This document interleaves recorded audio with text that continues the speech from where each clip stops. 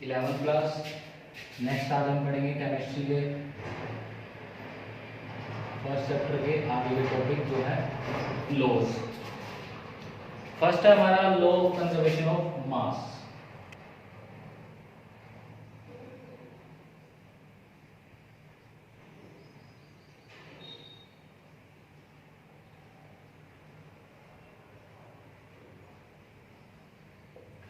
Law of conservation of mass आपने 9th class के अंदर भी पढ़ा हुआ है। इसकी क्या स्टेटमेंट होती है? मास can neither be created nor be destroyed. ठीक है, मास ना तो बनाया जा सकता है ना डिस्ट्रॉय किया जा सकता है। जो टोटल मास है वो किसी भी फिजिकल चेंज के अंदर या केमिकल चेंज के अंदर हमेशा कंजर्व रहता है। ठीक है, यही इसकी स्टेटमेंट है। जैसे आप एग्जांपल ले सकते हो, फिजिकल चेंज को अगर ऑब्जर्व करना है तो अगर आप एक टेस्ट ट्यूब लेते हो जिसको कवर कर दो ऊपर से ताकि कोई भी गैसियस प्रोडक्ट बाहर ना निकले, ठीक है, उसे आप मेजर करो, उसमें आइस लो, टेस्ट ट्यूब के अंदर आइस लो और उसको कॉर्क से बंद कर दो और उसका वेट मेजर करो। उसके बाद उसे हीट करो और मेल्ट होने दो। जब आइस पूरी मेल्ट होकर वाटर के अंदर कन्वर्ट हो जाएगा, फिर उसको फिर से दोबारा मेजर करो। आप क्या ऑब्जर्व करोगे? पहले वाली रीडिंग और बाद वाली रीडिंग में कोई चेंज नहीं है। वेट जो था, उसका मास जो था वो टोटल बराबर आ रहा है। ठीक है, वेट करने पे मास बराबर आ रहा है। तो ये फिजिकल चेंज का कंजर्वेशन हो गया। केमिकल चेंज आपने पहले भी केमिस्ट्री में भी जैसे पढ़ा हुआ है, जैसे कि लैंडलॉर्ड्स जो था उसने अपने ट्यूब्स के अंदर एक एक्सपेरिमेंट कैरी आउट किया था।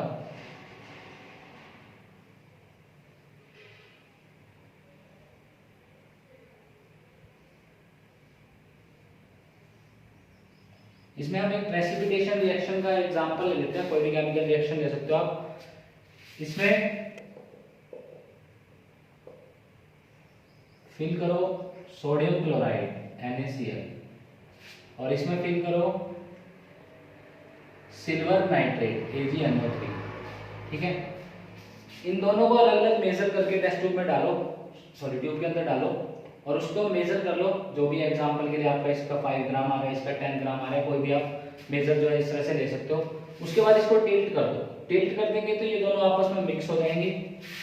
मिक्स होने के बाद इसमें रिएक्शन कैरी आउट होगी। ये प्रेसिपिटेशन और डिस्प्लेसमेंट रिएक्शन है, पढ़ा हुआ आपने।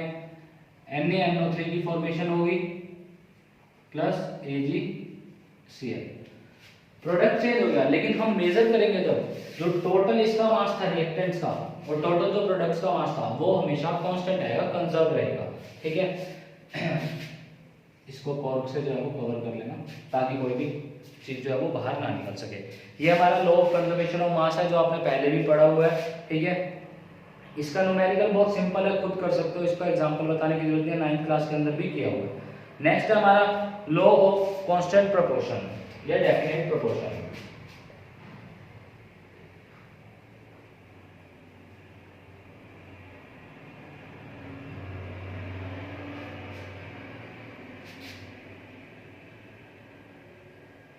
लॉ ऑफ कांस्टेंट प्रोपोर्शन भी आपने पहले पढ़ा हुआ है 9th के अंदर, कि जब भी कोई केमिकल कंपाउंड बनता है उनमें एलिमेंट्स हमेशा मास के अकॉर्डिंग फिक्स रेशियो में कंबाइन करते हैं। ठीक है, according to this law in the formation of a chemical compound elements always combine in fix ratio by their mass. अपने मास के अकॉर्डिंग फिक्स रेशियो में कंबाइन करते हैं।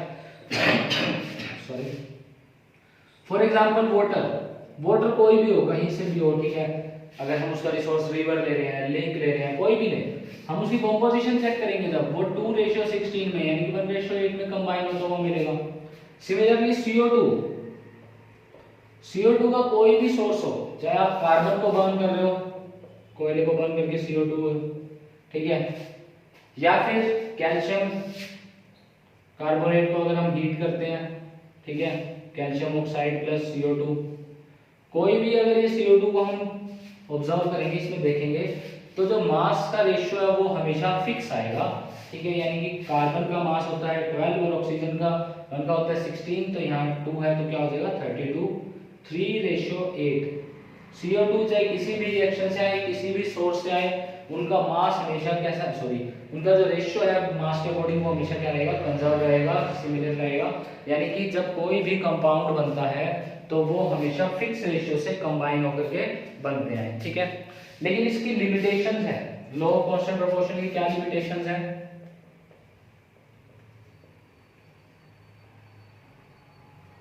फर्स्ट आइसोटोप फॉर्म के अंदर ये एप्लीकेबल नहीं हो सकता। जब किसी एलिमेंट के आइसोटोप फॉर्म एग्जिस्ट कर रही है, जैसे कि हम इसी का एग्जांपल ले लेते हैं CO2 का। अगर हमने कार्बन 12 लिया था, ऑक्सीजन 32 है, ठीक है, तो ये रेशियो 12:32 आ गया। लेकिन यहीं पर अगर हम कार्बन जो है वो C14 का यूज कर ले, आइसोटोपिक फॉर्म जो होती है कार्बन की, आइसोटोप्स याद होंगे 10th में पढ़े थे, हम 9th में पढ़े थे, ठीक है। आइसोटोप्स जिनमें क्या होता है, जिनका जो एटॉमिक नंबर है वो चेंज हो जाता है, ठीक है, उन्हें हम क्या बोलते हैं, आइसोटोप्स। जैसे C14 C12 की आइसोटोप है, या हाइड्रोजन के 3 आपको याद होंगे, 1H1 2H1 3H1, ठीक है, हाइड्रोजन, प्रोटियम और ड्यूटेरियम की आपने पढ़े थे आइसोटोप्स 9th के अंदर पढ़े थे। तो कार्बन जैसे 12 फॉर्म में और 14 फॉर्म में, दो फॉर्म में एग्जिस्ट करता है। तो इसके आइसोटोप आने के बाद ये अब जो लॉ ऑफ कांस्टेंट प्रोपोर्शन है वो फेलियर हो गया। अब ये रेशियो सेम नहीं आएगा। यहाँ पर अब 12 है की जगह, सॉरी 12 की जगह 14 है, तो ये रेशियो चेंज हो गया। अगर हम यहाँ पे CO2 बनाने के लिए कार्बन 14 का यूज करते हैं। एक और लिमिटेशन है इसकी, कई बार क्या होता है कि आपका रेशियो सिमिलर आ रहा है लेकिन कंपाउंड्स की फॉर्मेशन अलग हो रही है। जैसे कि मैं एक एग्जांपल ले लेता हूं, एक अल्कोहल और एक ईथर का एग्जांपल ले लेते हैं। अल्कोहल ले लेते हैं C2H5OH, इथेनॉल 10th में पढ़ा था आपने, और ईथर में ले लेता हूं CH3OCH3, मिथॉक्सी मीथेन।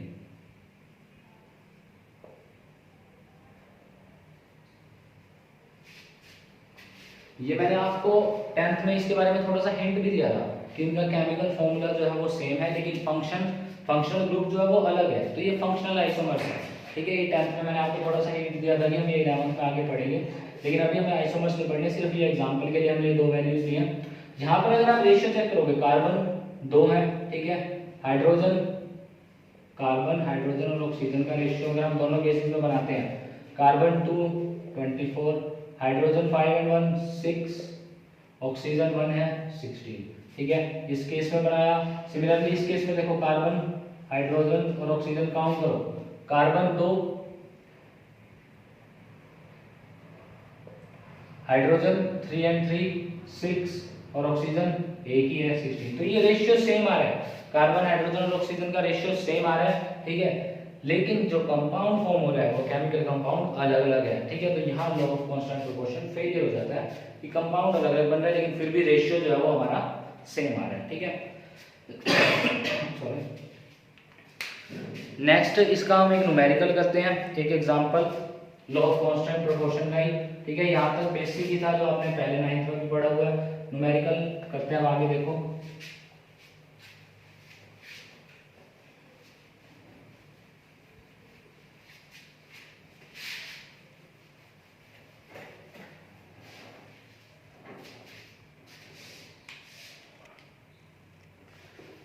न्यूमेरिकल है आपका 6.488 ग्राम ऑफ लेड कंबाइन कर रहा है directly with 1.002 gram of oxygen के साथ, और इनके कॉम्बिनेशन से क्या बन रहा है, लेड पेरोक्साइड, ठीक है, लेड पेरोक्साइड की फॉर्मेशन हो रही है।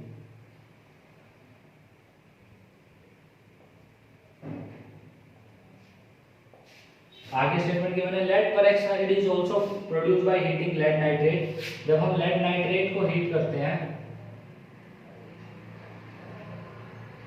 उससे भी लेड पेरोक्साइड जो है वो फॉर्म होता है, ठीक है। And it was found that the percentage of oxygen present in lead peroxide is 13.38। यहां से जो लेड पेरोक्साइड बन रहा है उसमें ऑक्सीजन की परसेंटेज जो है वो आपको गिवन है 13.38। इस डाटा से जो है वो लॉ ऑफ कांस्टेंट प्रोपोर्शन हमें एस्टैब्लिश कर रहा है, ठीक है। देखो समझो एक बार क्वेश्चन क्या गिवन है, इतने ग्राम लेड इतने ग्राम ऑक्सीजन से कंबाइन कर रहा है और लेड पेरोक्साइड बन रहा है, ठीक है। ये एक रिएक्शन होगी। ऐसे एक दूसरी रिएक्शन कैरी आउट होगी, लेड नाइट्रेट को हीट करते हैं, उसमें भी वन ऑफ द प्रोडक्ट जो है वो लेड पेरोक्साइड बन रहा है, एक जो प्रोडक्ट बन रहा है वो लेड पेरोक्साइड ही बन रहा है। और इस रिएक्शन से जो लेड पेरोक्साइड बनता है ना, उसमें ऑक्सीजन की परसेंटेज इतनी आती है, ठीक है। अब हमें ये वेरीफाई करना है कि ये लॉ ऑफ कांस्टेंट प्रोपोर्शन को सेटिस्फाई कर रहा है या नहीं कर रहा। पहले हमारे फर्स्ट पार्ट पे आया, ठीक है, 6.488 ग्राम जो है वो लेड है और 1.002 ग्राम जो है वो ऑक्सीजन है। तो जो लेड ऑक्साइड का वेट हो जाएगा टोटल, वो क्या हो जाएगा, इनको प्लस कर लो,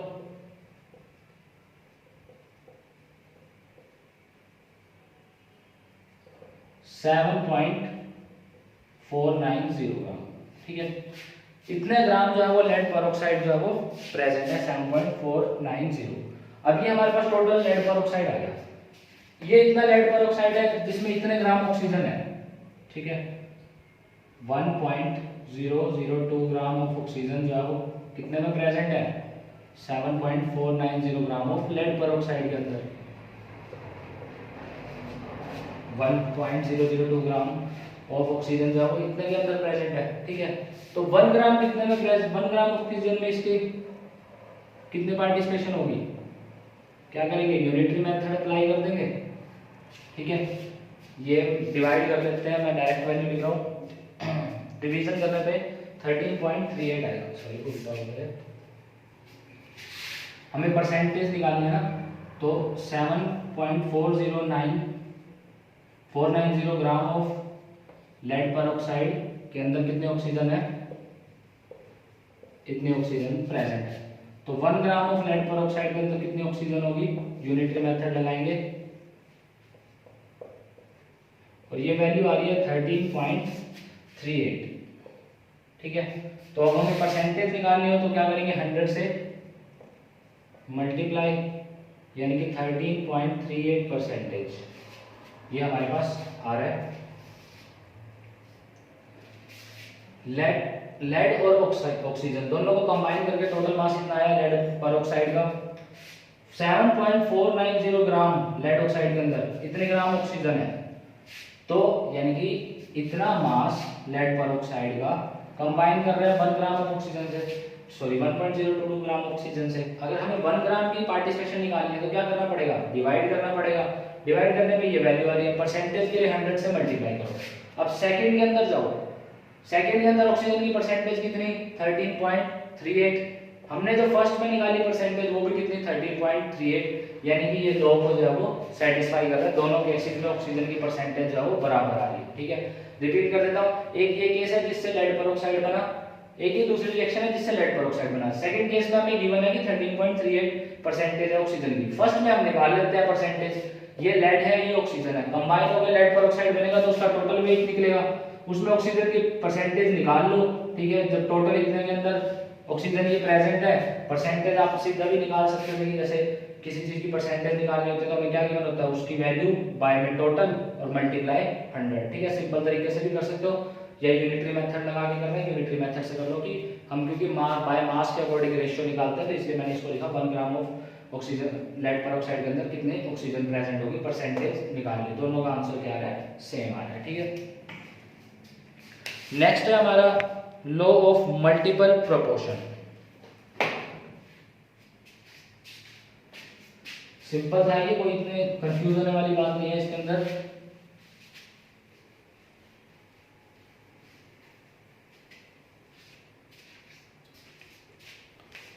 law of multiple proportion, third जो लॉ है हमारा,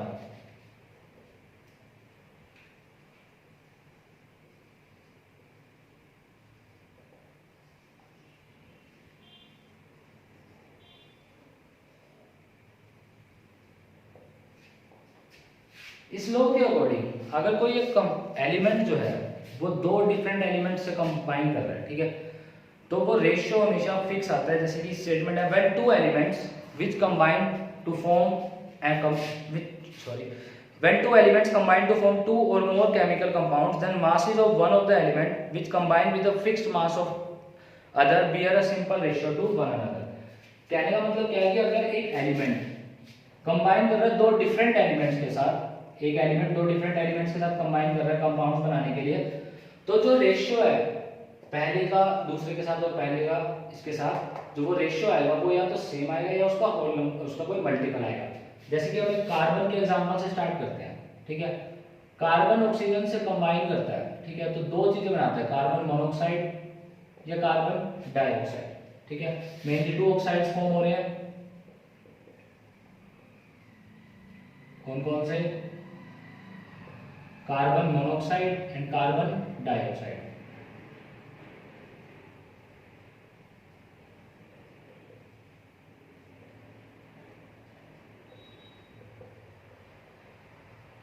अब इनका मास के अकॉर्डिंग रेशियो देखो क्या आता है। कार्बन मोनोऑक्साइड, कार्बन का मास 12, ऑक्सीजन का 16, ठीक है। कार्बन डाइऑक्साइड, कार्बन का मास 12, ऑक्सीजन का यहाँ पर 32, ठीक है। अब कार्बन तो एक फिक्स एलिमेंट है, इसमें कार्बन जो है वो ऑक्सीजन से कंबाइन करके दो डिफरेंट कंपाउंड बना रहे हैं, दो केसेस में, एक मोनोऑक्साइड और एक डाइऑक्साइड। तो ये क्या कह रहा है कि जब एक एलिमेंट दूसरे से कंबाइन करके दो अलग अलग कंपाउंड बनाते हैं ना, तो उनके बीच में एक रिलेशन होता है, वो रेशियो या तो सिमिलर होगा या मेनली जो है वो मल्टीपल होता है, ठीक है। जैसे कि अगर हम इनको अब हम इसको कंपेयर करें कार्बन मोनोऑक्साइड और कार्बन डाइऑक्साइड का, तो ये 16:32 यानी कि 1:2 के अंदर ऑक्सीजन जो है वो डिवाइड हो रहा है, ठीक है। 1:2 के अंदर जो है वो मल्टीपल के अंदर आ रहा है, ठीक है। यही है लॉ ऑफ मल्टीपल प्रोपोर्शन। बहुत सिंपल है कि फर्स्ट पार्ट में अगर हम देखें तो 12 पार्ट्स जो है वो कार्बन के 16 ऑक्सीजन से कंबाइन कर रहे हैं, और सेकंड पार्ट में 12 पार्ट्स कार्बन 32 पार्ट से कंबाइन कर रहे हैं, ठीक है। तो अगर हम इन दोनों का रिलेशन निकालते हैं तो वो मल्टीपल आ रहा है 1:2, ठीक है। जो मासेस है ऑक्सीजन के वो एक सिंपल रेशियो बियर कर रही है दोनों केस के अंदर 1:2। यहाँ पर मास अगर हम ऑक्सीजन का निकालते हैं और कंबाइन करके कंपैरिजन करके देखते हैं तो 1:2 आ रहा है। इसका एक न्यूमेरिकल देखो, उससे समझ में आ जाएगा।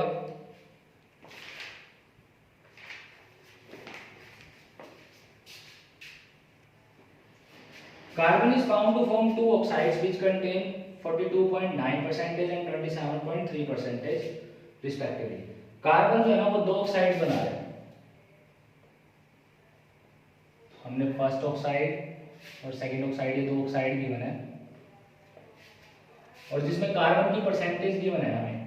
फर्स्ट के अंदर कार्बन की परसेंटेज है 42.9% और सेकंड में गिवन है 27.3%, ठीक है। Show that these figures illustrate the law of multiple proportion. अब हमें ये बताना है कि ये जो है वो मल्टीपल प्रोपोर्शन को जो है वो सेटिस्फाई करते हैं, ठीक है। अब देखो कार्बन दो ऑक्साइड बना रहा है, फर्स्ट के अंदर इतनी परसेंटेज है, सेकंड के अंदर इतनी परसेंटेज है। अब जब आप फर्स्ट को पता है कि परसेंटेज टोटल हमेशा 100 में से होती है, इसको 100 में से सब्ट्रैक्ट कर दो, ठीक है। 100 में से 42.9 को सब्ट्रैक्ट कर दो, ये आएगा 57.1। ऐसे 27.3 को सब्ट्रैक्ट कर दो, ये आपका आएगा 72.7, ठीक है। अब हम परसेंटेज ना लेंगे, इसको ना इजी करने के लिए ग्राम ले लेते हैं, इजी करने के लिए। जैसे कि मान लो कि कार्बन का जो है 42.9% की बना, हमने टोटल जो ऑक्साइड बन रहा है कोई भी उसको 100 ग्राम ले लिया कैलकुलेशन इजी करने के लिए। तो कार्बन की जो परसेंटेज के हिसाब से इसकी कंट्रीब्यूशन कितनी है 42.9 ग्राम, तो ऑक्सीजन कितना होगा इतना ग्राम, दोनों को ग्राम में लिख लें ताकि हमारी कैलकुलेशन इजी हो जाए। कि हमने मान लो तो पहला ऑक्साइड बना वो टोटल 100 ग्राम का था, तो उसमें से कार्बन की 42.9 ग्राम प्रेजेंस है, तो बाकी जो बचेगी वो ऑक्सीजन की प्रेजेंस होगी। ऐसे ही दूसरे ऑक्साइड के अंदर। अब हमें ये बताना है क्या ये लॉ ऑफ मल्टीपल प्रोपोर्शन को सेटिस्फाई कर रहा है या नहीं कर रहा, ठीक है। अब देखो इसमें क्या था कि पहले आप इन दोनों की परसेंटेज, इन दोनों की जो रेशियो निकाल लो, और फिर देखो क्या उनमें कोई होल नंबर रेशियो बन रहा है सॉरी, क्या उन दोनों के बीच में कोई होल नंबर रेशियो बन रहा है, पहले हम निकालते हैं। देखो अब इसके अकॉर्डिंग 42.9 ग्राम कार्बन जो है वो कंबाइन कर रहा है 57.1 ग्राम ऑफ ऑक्सीजन से, और ये फर्स्ट केस है, ठीक है। अब हमें जो लॉ है वो किसके लिए चाहिए, ऑक्सीजन का ही रिलेशन निकालेंगे ना हम, ठीक है। तो क्या करेंगे हम, वो यूनिटरी मेथड बोल लो सिंपल, या परसेंटेज निकालने के लिए जो यूज करते हैं वही बोल लो कि वन पार्ट ऑफ ऑक्सीजन जो है वो कितने से कंबाइन करेगा, ये निकालते हैं हम। 42.9 ग्राम कार्बन कितने से कंबाइन कर रहा है, इसको हम उल्टा लिख लेते हैं कि 57.1 ग्राम ऑफ ऑक्सीजन वो कंबाइन कर रहा है 42.9 ग्राम ऑफ कार्बन से, एक ही बात है। तो 1 ग्राम ऑफ ऑक्सीजन कितने से कंबाइन करेगा, यानी कि 1 ग्राम बाय मास, 1 पार्ट जो है वो हम ऑक्सीजन का निकालना है, इसको डिवाइड कर लेंगे सिमिलरली सेकंड केस, अब इसमें क्या हो रहा है कि 72.7 ग्राम ऑफ ऑक्सीजन कंबाइन कर रहे हैं 27.3 ग्राम ऑफ कार्बन के साथ, तो 1 ग्राम ऑफ ऑक्सीजन की कितनी पार्टिसिपेशन होगी 27.3 बाय में 72.7, ठीक है। ये दोनों वैल्यूज की कैलकुलेशन है, मैं बुक में से देख के लिख देता हूँ। फर्स्ट केस के अंदर आ रहा है आंसर 0.751 और सेकंड में आ रहा है डिवाइड करने पे 0.376, ठीक है। ये दो चीजें हैं। अब अगर हम इन रेशियो को कंबाइन करके देखें, फर्स्ट और सेकंड रेशियो का कंपेयर करके देखें 0.751 रेशियो 0.376, तो ये अप्रोक्सीमेटली 2:1 आता है, यानी कि ये होल नंबर के अंदर आ रहा है, तो ये मल्टीपल प्रोपोर्शन को सेटिस्फाई कर रहा है, ठीक है। सिंपल था, दोबारा रिपीट करता हूँ।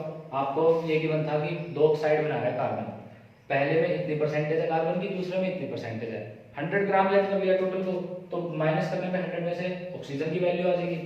यूनिटरी मेथड लगा रहे हैं कि 1 ग्राम ऑक्सीजन की कितनी पार्टिसिपेशन है, दोनों के अंदर लगाई, वैल्यूज आई, दोनों का रेशियो निकाल के देखते हैं, होल नंबर में रेशियो आ रहा है, तो ये क्या हो रहा है, लॉ ऑफ मल्टीपल प्रोपोर्शन को सेटिस्फाई कर रहा है। अगर ये नहीं आता होल नंबर में, तो ये लॉ जो है वो सेटिस्फाई नहीं हो रहा होता, ठीक है। इस तरह के न्यूमेरिकल्स हैं, इसके करके देखना, न्यूमेरिकल्स जो डाउट आए वो पूछ लेना।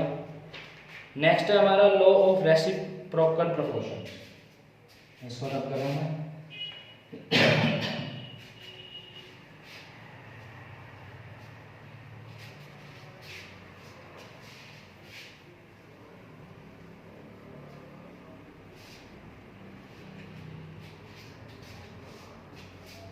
लॉ ऑफ रेसिप्रोकल प्रोपोर्शन,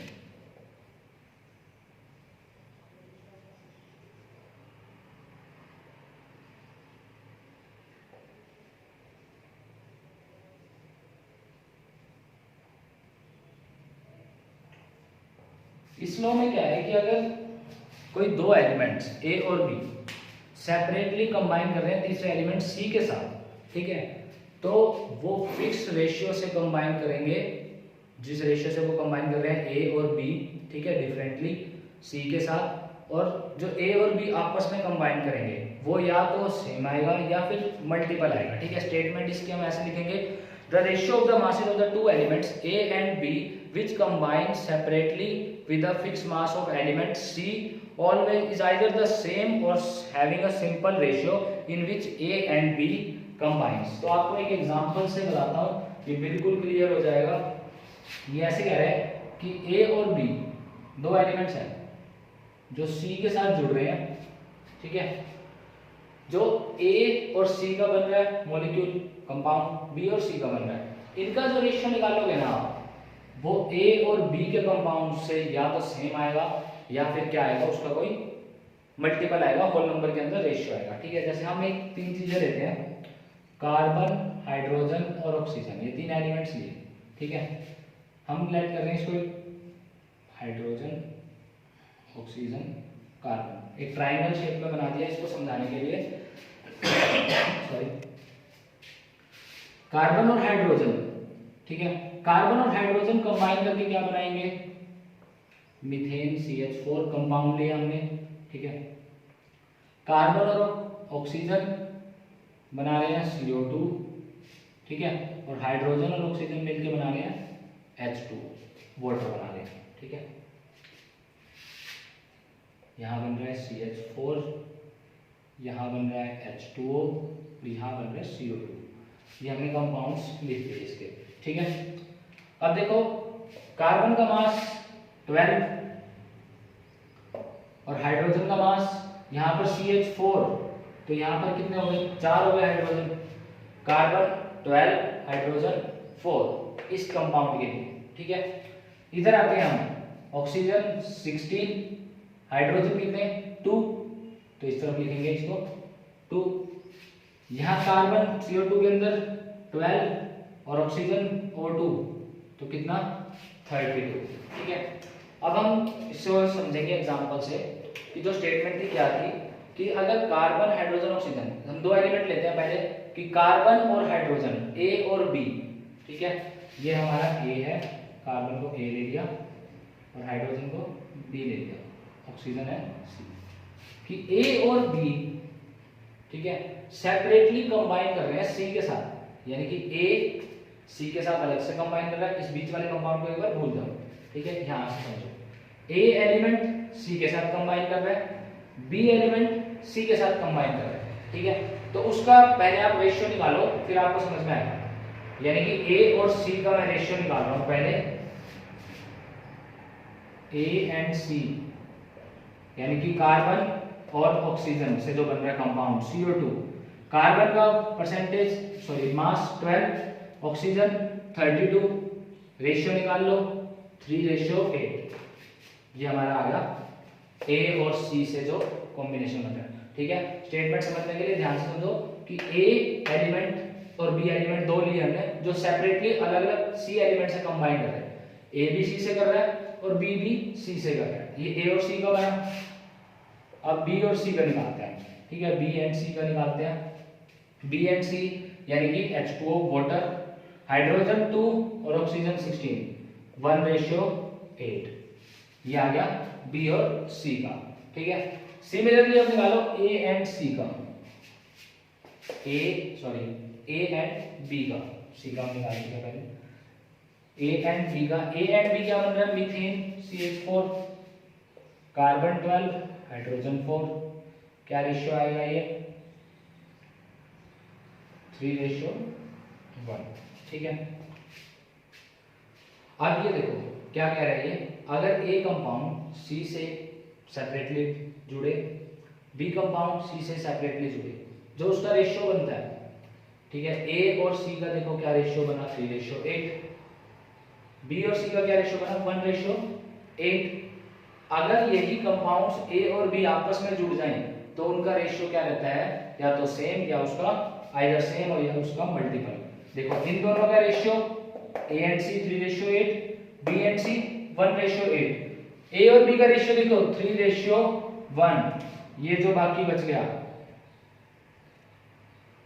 3:1, वो बचा हुआ रेशियो ही आ रहा है। ऑक्सीजन है इस तरफ भी, ऑक्सीजन है इस तरफ भी, सी एलिमेंट है दोनों तरफ, ये ए सी बी सी, सी एलिमेंट का रेशियो अगर हम हटाते हैं तो देखो ए और बी का रेशियो वही आ रहा है जो वो सेपरेटली कंबाइन कर रहे थे इनके साथ, और ये आपस में कंबाइन करते हैं, ठीक है। यही है लॉ ऑफ रेसिप्रोकल प्रोपोर्शन कि ए बी सी तीन एलिमेंट्स हैं, अगर ए जो एलिमेंट बी के साथ ए एलिमेंट सी के साथ कंबाइन करे, बी एलिमेंट सी के साथ कंबाइन करे, जो उनका रेशियो बनता है वो रेशियो या तो सेम आएगा या मल्टीपल आएगा जब ए और बी आपस में कंबाइन करते हैं, ठीक है। ये है आपका लॉ ऑफ रेसिप्रोकल प्रोपोर्शन, ठीक है। इसका एग्जांपल भी अभी हम करेंगे, ठीक है, ये अभी समझाया था। अब इसका न्यूमेरिकल जो है वो पढ़ते हैं। अब हम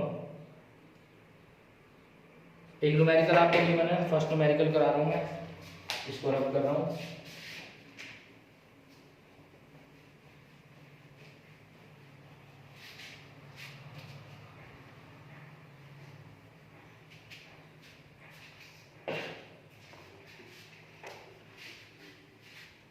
अमोनिया कंटेन्स, एग्जाम्पल नंबर 1 है इसका, अमोनिया कंटेन्स 82.35% ऑफ नाइट्रोजन, इतनी नाइट्रोजन है अमोनिया के अंदर, एंड 17.65 हाइड्रोजन, ठीक है। ये वैल्यू ना भी गिवन हो तो आप 100 में से माइनस करके निकाल सकते हो, क्योंकि अमोनिया होता है NH3, जब नाइट्रोजन की परसेंटेज बता दी तो हाइड्रोजन भी आप 100 में से माइनस करके निकाल सकते हो, ठीक है। नेक्स्ट, वाटर कंटेन्स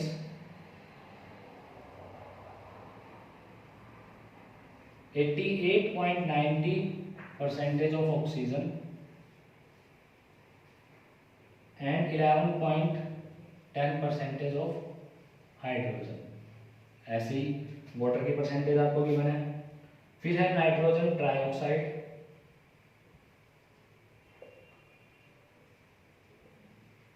उसकी परसेंटेज गिवन है आपको 63.15% oxygen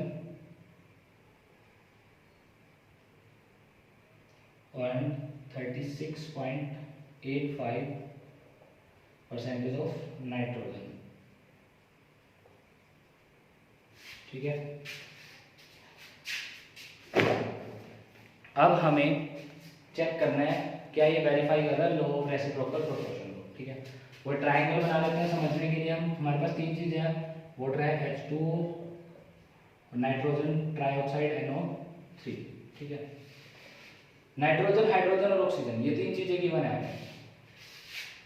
nitrogen, hydrogen and oxygen. ठीक है, ABC की तरह तीन एलिमेंट्स गिवन है हमें कि A जो है वो B के साथ और C के साथ सेपरेट हो। ठीक है, या फिर B और C आपस में जो जुड़े वो रेशियो सिमिलर आना चाहिए। तो अब हम क्या करते हैं, इन दोनों को सॉल्व करते हैं पहले, अमोनिया और वाटर वाले को। ठीक है, जैसे A ये एलिमेंट ले लिया, A C के साथ जुड़ा और A जो है वो B जो है वो C के साथ जुड़ा, ये दोनों जुड़े और फिर उसका रेशियो निकालेंगे। पहले हम ये दोनों सॉल्व करते हैं कि हाइड्रोजन की कितनी परसेंटेज गिवन है। अगर हम इसको परसेंटेज को 100 ग्राम लेके चलते हैं तो वही यूनिटरी मेथड लगाओ कि 17.65 ग्राम हाइड्रोजन जो है वो प्रेजेंट है अमोनिया नाइट्रोजन के कंपैरिजन में। ये तो 1 ग्राम हाइड्रोजन की जो है वो वैल्यू निकाल लोगे।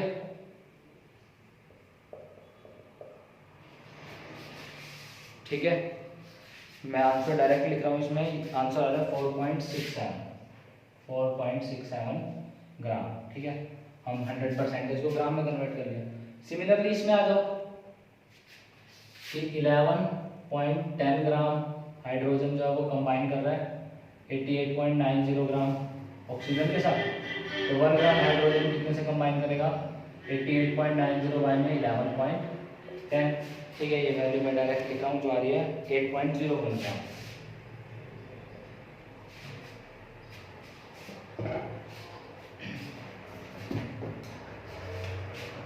पहले में हाइड्रोजन की ये वैल्यू आई, दूसरे में हाइड्रोजन की ये वैल्यू आई।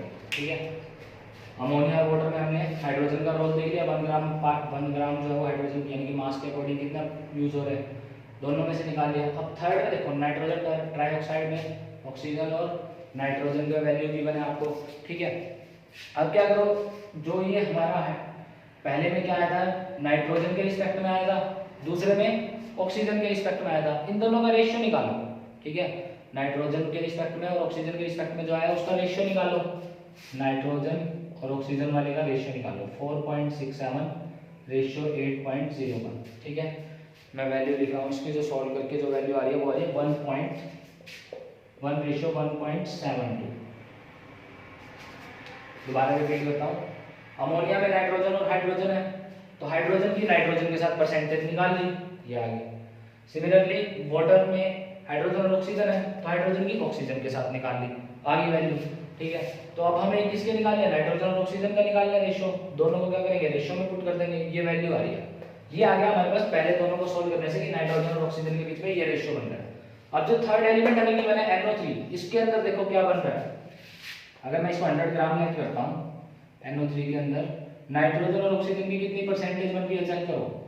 नाइट्रोजन जो है वो है 36.85 और ऑक्सीजन इतना है। जब हम इसको डिवाइड करते हैं ये रेशियो होता है 1 रेशियो 1.71, जो कि अप्रोक्सीमेटली इसके बराबर आ रहा है जो हमने कैलकुलेट किया, यानी कि लॉ ऑफ रेसिप्रोकल प्रोपोर्शन जो है वो सेटिस्फाई हो रहा है। ठीक है, दोबारा रिपीट करते हैं हम, अमोनिया वाटर नाइट्रोजन ट्राइऑक्साइड तीन चीजें हमें गिवन थी।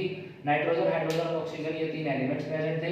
पहले हमने नाइट्रोजन और हाइड्रोजन का रेशियो निकाला, यानी कि हाइड्रोजन का नाइट्रोजन के साथ रेशियो कितनी परसेंटेज उसकी गिवन है। ठीक है, 100% को हमने ग्राम में ऐड कर लिया। वाटर में हाइड्रोजन का ऑक्सीजन के साथ निकाला। नाइट्रोजन ट्राइऑक्साइड में निकालने के लिए हमें पहले नाइट्रोजन और ऑक्सीजन का इससे निकाला रेशियो, पहले दोनों केसेस को कंबाइन किया, कंपेयर किया, ये रेशियो है। अब जो वैल्यू डाटा में गिवन था नाइट्रोजन ट्राइऑक्साइड का, उससे रेशियो निकाल के दिखाओ, वो डाटा लगभग अप्रोक्सीमेटली बराबर आ रहा है। ठीक है, तो यानी कि हमारा आंसर जो है वो सही है, ये लॉ ऑफ रेसिप्रोकल प्रोपोर्शन को सेटिस्फाई करता है। ये न्यूमेरिकल साइंस के आज का लास्ट टॉपिक है हमारा गेल-लुसाक्स लॉ ऑफ गैसियस वॉल्यूम। ठीक है,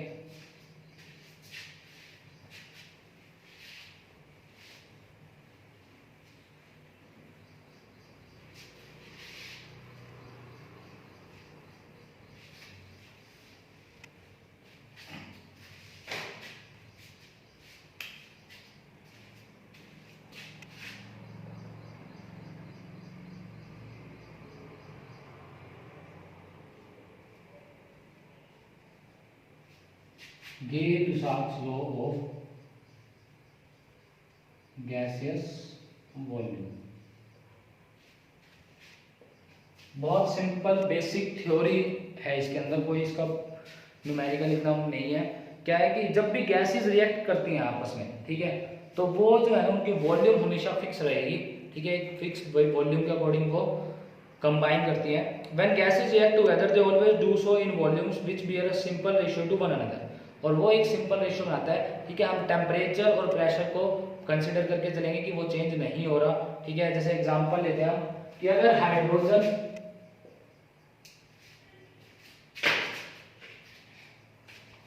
हाइड्रोजन और क्लोरीन, इसकी वन वॉल्यूम है और इसकी वन वॉल्यूम है, कंबाइन हो रही है HCl गैस बनाने के लिए, तो उसकी क्या फॉर्मेशन होगी, टू वॉल्यूम फॉर्मेशन होगी।